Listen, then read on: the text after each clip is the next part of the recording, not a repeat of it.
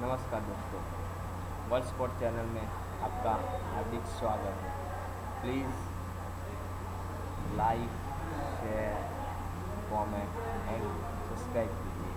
आज मैं बता दूं आपको कोहली સાથેના મતભેદો વચ્ચે કુંબલેનું કોચ પદેથી રાજીનામું, જેના 5 કારણો છે। કુંબલે ગત વર્ષે ટીમ ઇન્ડિયાના કોચ બન્યા હતા।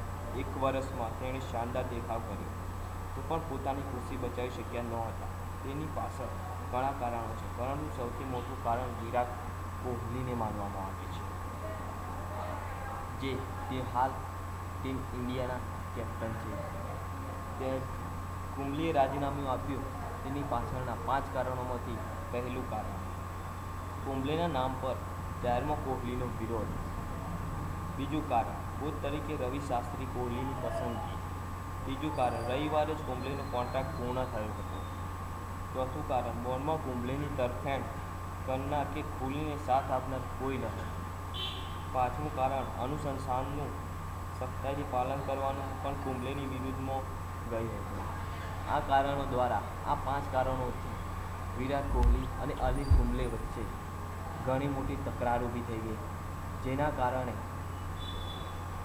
હાલના કોચ અનિલ કુંબલેએ ઇન્ડિયન ટીમમાંથી રાજીનામું આપવાનું જાહેર કરી દીધું